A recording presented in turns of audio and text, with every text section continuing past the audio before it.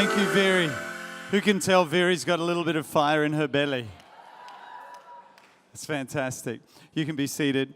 We're going to invite these guys back up. Veri, if you can come back, and Majosi's going to come and join us. And also going to be joined by our South African cricket captain of the Proteas, Faf du Plessis. You can come. And also our rugby Springbok captain, Siya Kolisi. So you guys want to come and join us up here as well. Just as they're coming up, I want to let you know about something else that we're doing as we kind of go on this journey around helping to build our lives, build the organizations that we're given responsibility for, and ultimately build the nation. We're doing what we're calling, we're going to give it a go anyway, what we call Build Express. And so that is going to be a breakfast that we are holding because we're doing kind of this build day once a year, but we thought maybe there's some breakfast that we could do. And so we're doing our first Build Express breakfast in March. And so the date will be 8th of March. We've invited Professor Thuli Madonsela. Now, she's amazing. And she has said yes. The only challenge which she wanted to let us know was that she works at the University of Stellenbosch, and so the calendar isn't fully confirmed for the start of 2019. So she said that's the only thing. So that would affect her ability to be with us. But she's got the date in her calendar. She's committed to being here. And we will send out information to you more about that. But that'll be a breakfast. And that'll just be a morning kind of deal. So you can still be able to get to work. And maybe you be coming in a little bit an hour later or something like that, but rather than a full day, we thought we'd do something like that and invite someone like Thuli and others to be part of this, who I believe are people who are committed to building the nation. I'm sure you would agree, and who are also outstanding in their field and really committed to just generally seeing others be uplifted. So that's something to be aware of. And excited about being there for that. Look at these great people up here, hey? One more time, let's give them a round of applause. And can I have my folder with my notes? Thanks. You can just bring it around, that'll be good. So all of these are some people who are pretty outstanding. We've heard from two of them already. Majosi, who sung so well, although, really, the guitar, I mean, I feel like you just decided you weren't going to give us the full Majosi. You wanted to, Well, we got the full Daniela. That was, we did. Sorry, Danielle. Yeah, Danielle, and she did an outstanding job. So I thought it'd be great to hear from these guys, amazing people doing outstanding things in their field. And all people who I know personally are very passionate about South Africa. And I think that, when you have a commitment not just to your own personal gain or your own, personal ambition, but you have a bigger goal and a bigger ambition, and that's what I think David has been encouraging us around today, is the idea that there needs to be something bigger that you are building your life towards. There needs to be a bigger purpose behind what you're engaged in for it really to have long-standing strength and sustainability, and I believe all of these guys have that. And I think one of the things that I love about all these guys is that in their own ways, they've all had to overcome challenges and deal with whatever struggles they might be, and that I think every one of them, that would look different. So I'm going to start with that kind of question, because I think it's something that everyone in the room can go, look, I am I love hearing about the Chick-fil-A story, and I'd love that to be my story. Or they look at all of you guys up here and they go, wow, Veery, you know, you're an engineer and you're amazing. And, you know, I'd love that to be my story. But right now, I'm here and it seems so far away. And Majosi, you're on the radio and you're cool. You're just cool. He's smooth, isn't he? You know, these guys, Sia and Faf, in incredible places of influence and opportunity, but it wasn't always like that. There were struggles and challenges along the way. Maybe, and I throw it out to all of you, but anyone want to start with hey, I remember this was one of the toughest moments for me that I had to deal with, or a moment when you felt like quitting, giving up. Did you have those moments? I'm just going to open it to anybody. They're all like, okay, Faf. No, I think before I start, it's probably a good time to just say how incredible all the speakers has been today. Yeah. I've sat there with my mouth open and just go, wow, there's so much knowledge in this room. So thank you to everyone. It's been an awesome day. Challenges for me, there's not something that from a life point of view that jumps out, but definitely from a faith point of view. And I think I told the story last year as well. The initial challenge that I had in my career, not career, but my journey with God and sport, was that first transition of giving everything over to God, because sport is so performance driven. And you get measured on winning or performing. For me, it's scoring runs. So that initial thing of giving that over and saying, okay, right, I'm not in control of this anymore. Let's see what happens. And that was a hard thing that I fought with initially. But then I think someone said it earlier, that peace you get when you go, right, I'm up for the journey, let's go and see what happens. So that's transformed my outlook on sport and life, and all of a sudden cricket becomes just a game. So now I give my best, and we try and give the performances we do, but there's a lot. It's not the only thing there's that a much bigger purpose. you measure your value by, or your identity by, or who you are. Yeah. And I think it's great you touch on that, because particularly for people in the public arena, and Majosi, you would possibly feel this a little bit when you're going to put out an album or a song, and it's like, are people going to like it? Is the radio going to play that? You know, Sia, we're just talking about how it doesn't matter often how well you play. Someone's going to write an article about Sia should be bigger, stronger, faster, something different, whatever that might be. How do you guys, Majosi, let me start with you there, then leading on from Faf. How do you deal with the performance-driven value as opposed to the real value of who you are, which isn't about how many records you sell or whether your song's played on the radio? I don't know who's writing about him being bigger. You can't get any bigger than that. Jeez. Surely not. And I always on panels with like big sports cars, and I'm like, oh, flip, look at me.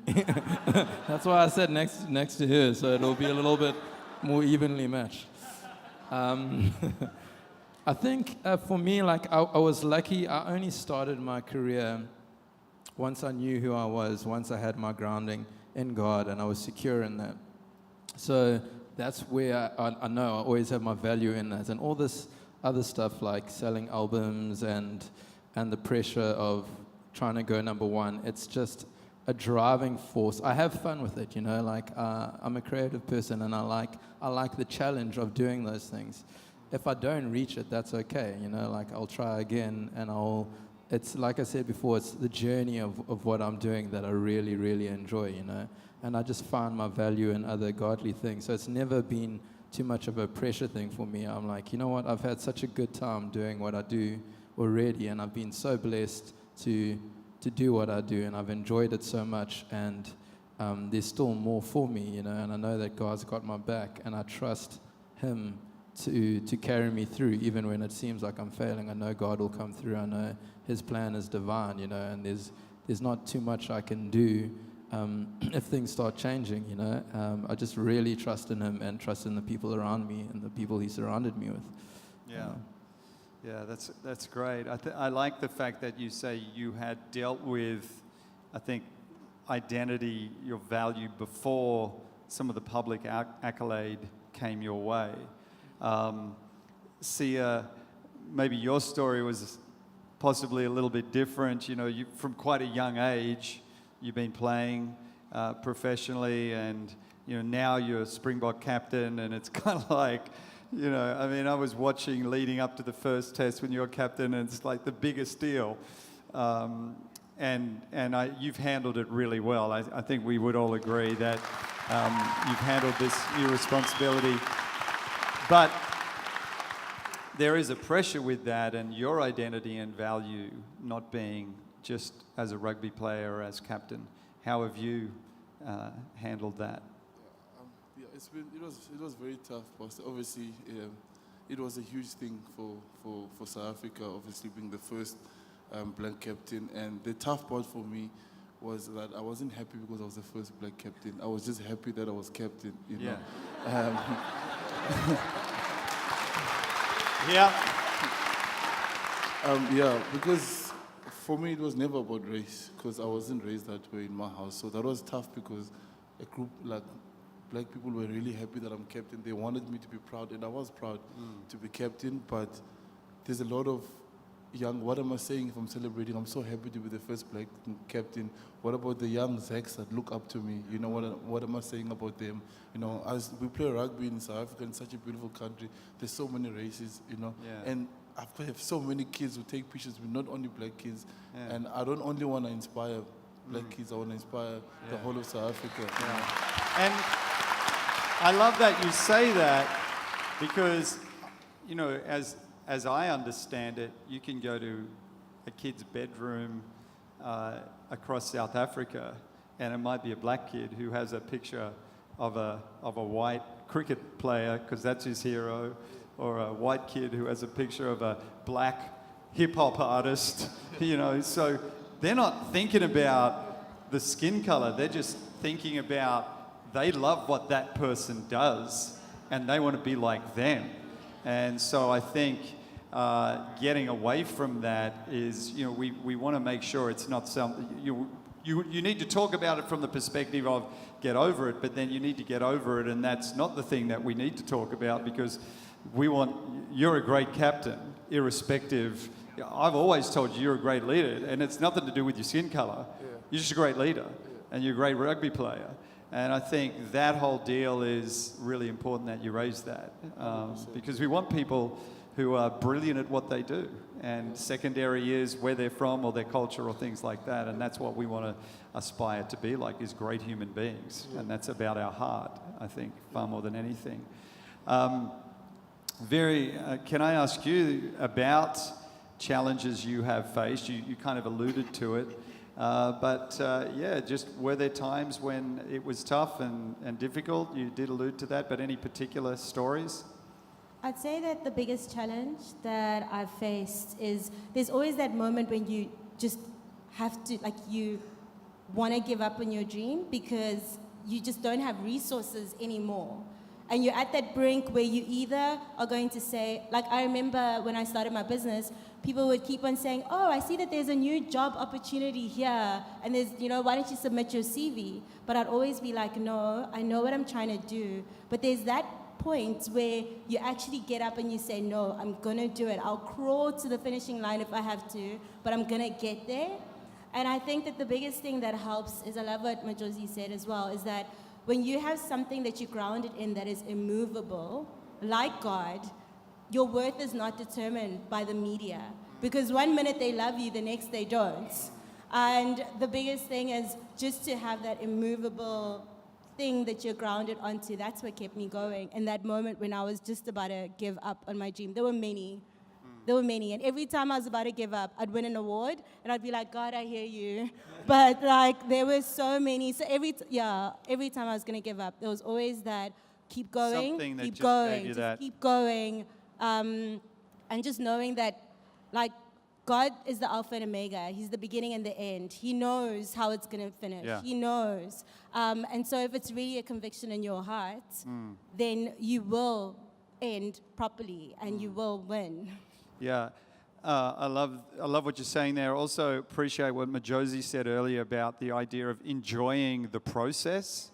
I love that you said that. You kind of like, man, I want to get a number one, record. Like, I want to achieve. I think everyone in the room's like, man, we want to achieve. We want to do something great and something significant and build something of value. But enjoying the process. Finding joy in the things that I'm going to be up late. We got to change the song. We got to be in the recording studio. Everyone's going out here, but I'm here. Faf, you hitting cricket balls, finding joy in those things that I suppose others could see as mundane. Let me ask you, how have you disciplined yourself? Because there is that element of discipline that anyone who's going to do anything significant has to cross the line in. Yeah, that goes back to your purpose. So when you were speaking about it earlier, that every day you do the same thing, whether it's cricket or business or for you it's preaching. There has to be something else that drives that. It can't just be, obviously I'm very lucky that I get to do what I really love for a living. But that also becomes a job at a certain stage where it becomes the same and the same. So there has to be something that's bigger than, enjoyment. There's only of so many cricket. curries you can have in India. So many times I can have Delhi belly. And that purpose has been made so clear to me over the last while. And I actually sent Sia a text message not too long ago, and I said, how amazing it that two of us are so different. We end up in the same church, and we're leading South Africa in different sports. And that's like, what is the concept? And so my purpose, I find, is very, very clear, and that's to try and David spoke a lot about culture, and we spend a lot of time in our team on trying to figure out what that looks like, and that brings me back to that purpose again. I really believe that me ending up, in this church, and you talking about building a nation, building a church to build a nation, I'm part of that. So I spend a lot of time with the team and working out, okay, what is our culture? What do we need? What does culture look like to you, and you, not just through my own eyes? And through that, you get to see different perspective. And different perspective goes, okay, wow, that's not how I see it, but okay, let's go. Let's build a culture. And I think you said that. You said a culture doesn't take one race, one belief. It takes all of the culture. To have a perfect South African culture, we need every single one of those to come together and go, right, this is what it looks like. This is what it looks like. This is what it looks like.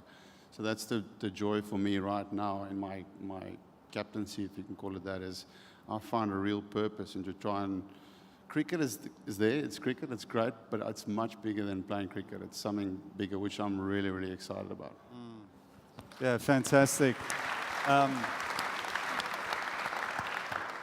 Majosi, you're in a role where you are on a platform. You are an influencer. Do you think about what that means to be an influencer? Does that kind of be something that you kind of go, okay, how do I do that well? Yeah. Let me add to that. Knowing your story, which was, I was a kid whose mum was in, I forget the couple's name. Ted and Gail. Ted and Gail. Yeah.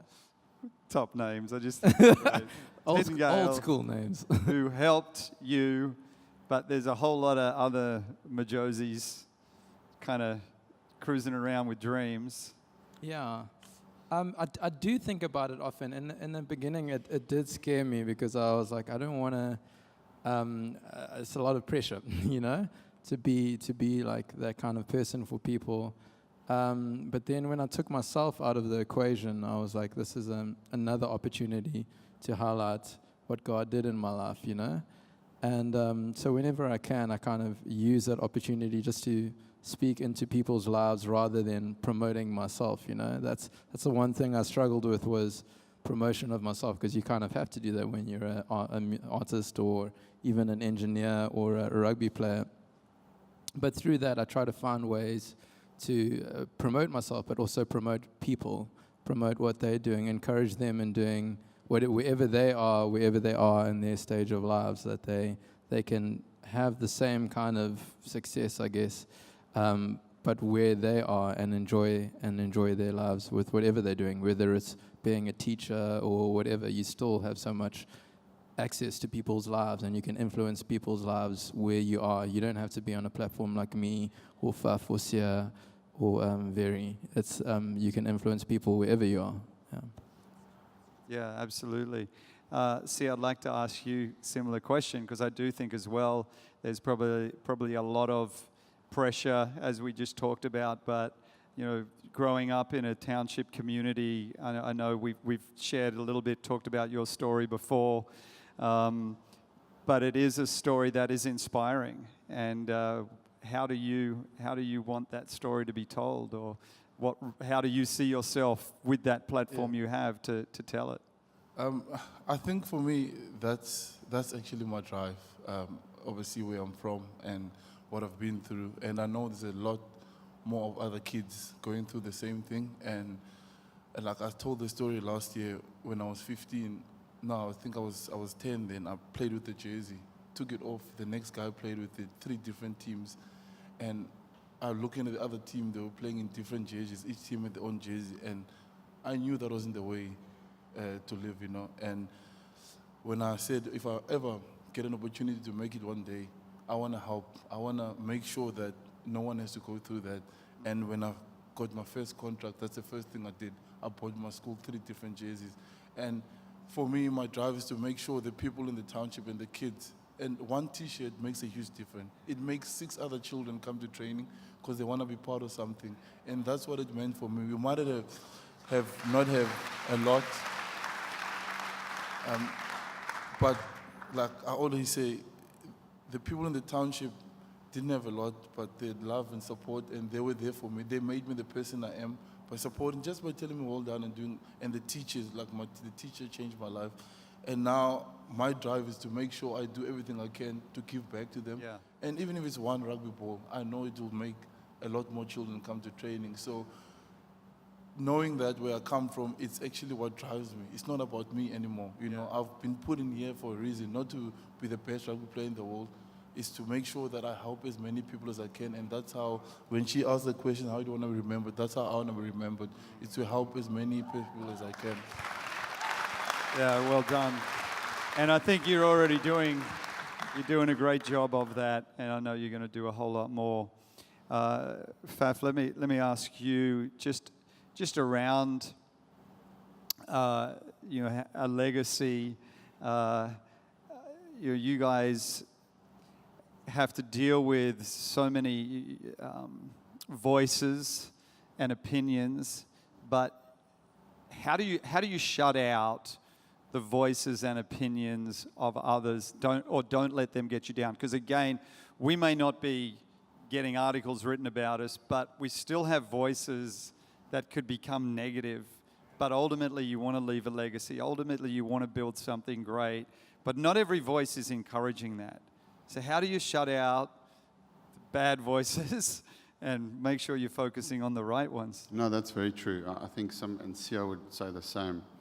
Our passion that we have for sport is also probably the most critiqued environment that you can be in, because everyone has an opinion on, because they see what you do and you're on show like dancing in a monkey dancing in the zoo, and therefore people always have a platform where they can get to. So now social media has dramatically changed that. So after every game, when I'm bored, and you don't want it but you're bored, you just go through Twitter, and all of a sudden you find like there's, majority of the time, the biggest thing is criticism. So obviously the older you get, the better you deal with it. But when I was younger, it's a real challenge, and young guys in sport really, really struggle with that, because they come from domestic sport where not a lot of people watch it or have opinion on it. But as soon as you come to the international level, all of a sudden we've got very, very passionate sport fans. So they would say what they think, and you have to find a way how you deal with that. Now, my way is I care about the people that I have in my life, and I value what they think of me. So I try and shut out the rest. It's not always easy, but I value the people that are close to me and people that speak positive stuff into my life. And I read a long time ago some Christian book, but you play to the audience of one and not to a big audience. And that obviously that makes a lot of sense, because now you're going, well, I'm playing for South Africa, but I'm not trying to. You're never going to impress in seven- everyone. Impossible. You're never going to. And like, yeah. you said it to me once. He said even Jesus got criticized for the stuff that he did. So I was like, okay, cool. Then I'm going to get a lot of criticism. And even as captain, because when you're a young captain, you are so. You continuously want people to say you're doing a good job, or. Yeah. You know, and if they don't say, well, what's going on? Why are they not saying it? But the older you get, the more experience you get, you're more comfortable with who you are. And now I'm like, well, this is authentic, the way I would love to lead. And I try and learn from other people and include other people to help me lead. And that's the best I can do. Yes, people won't like it. Some people will love it.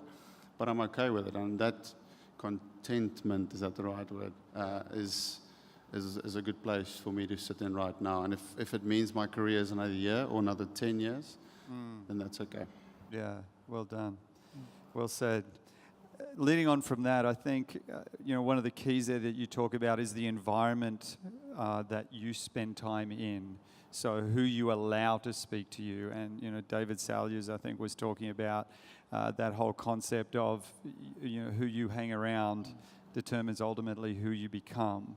So making sure you're in the right kind of environment and making sure you're creating the right kind of environment. Josie spoke about, there's 1,000 people behind me that have caused me to be where I am. Veri talked about different people who have created and enabled you to be in an environment to succeed. See the same. How would you encourage everyone in this room to create that kind of environment? Because sometimes we don't maybe realize the power of our words. And so we feel, that's why social media, you can hide behind Twitter or whatever, or you can think, it doesn't matter, I'll just throw that comment out, forgetting that that's a real person. But I think our words have so much power. How would you encourage people here to create that positive environment and that, that kind of helpful, uplifting words? Maybe Veri? I just wanted to touch on the idea of a platform as well. I think that everyone in your sphere of influence, you don't have to be on this platform to make a change. I believe that every platform is an opportunity to make a change. You just have to be faithful with what is in your hands. And the platform just increases. I don't think any of us, we were just doing what we love. And I'm not I don't have a lot of fans, but I'm in my little corner doing what I love. And I think that there's just blessing that comes from that, and there's increase that just comes from that. And in terms of the voices and encouraging everyone, I had to learn that if you're going to demand respect from others, you actually need to start with respecting yourself, because that makes a change on the kind of voices you allow into your space.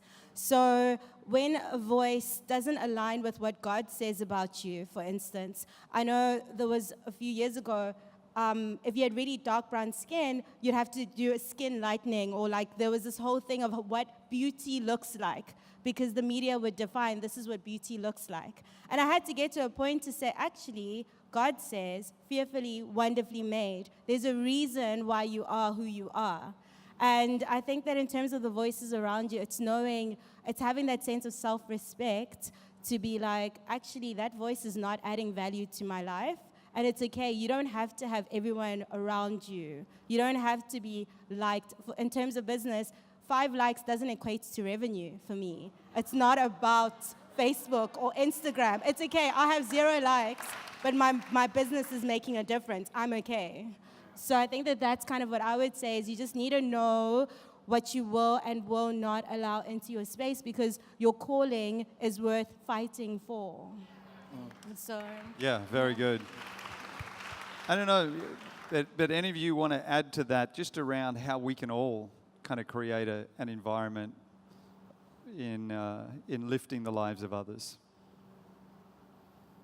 Well, personally, for me, the church has made a huge difference for me personally. So I find that, obviously, in my small world where it's traveling and playing cricket, so you're always with the same people all the time. So I've purposefully tried to get away from that a little bit and try and, spend time with.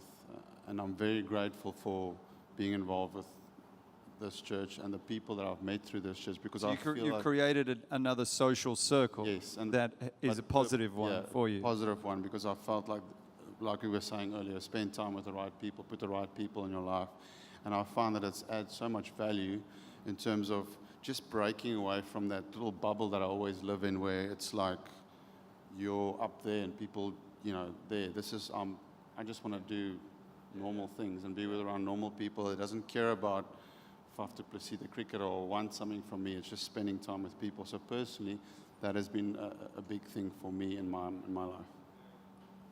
Yeah, it's great. Sia? Yeah, for me, I think, like Faf, it's difficult, obviously, going on tour with your teammates. Everything is just about rugby and what you want to do together as a team. I think the best thing that's happened to me, same for me, is obviously church and you and Vessel and Gilbert and all the guys. I think you need to kind of not just have work friends, have people outside work who have different conversations with you.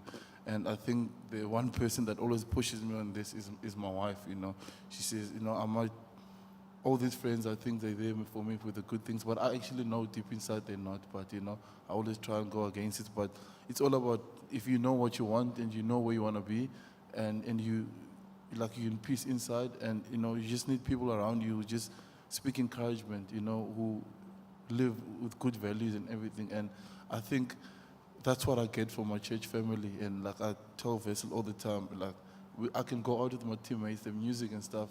It's not the same as when I'm sitting in my room listening to my Hillsong music. I get filled up. I get this feeling inside that it's a different environment. So yeah. That's cool. Alma Josie, that also is very uplifting.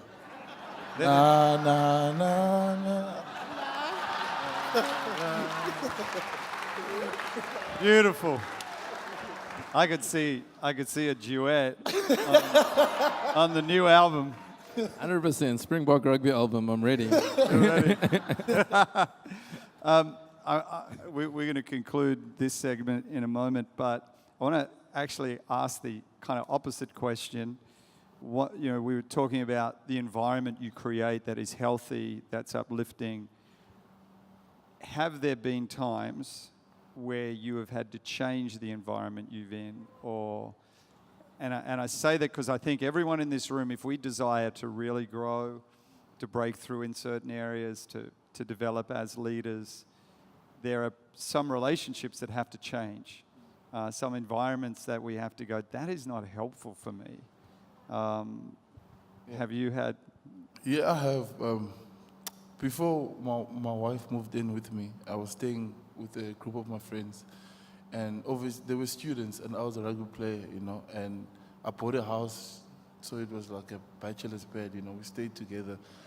And for me, that's all I knew. And I had a child coming up, me and my wife weren't married then. And I only see the goodness out of people, and sometimes I'm not good to see it, and I think I was blessed with my wife. She came in and chased everybody out.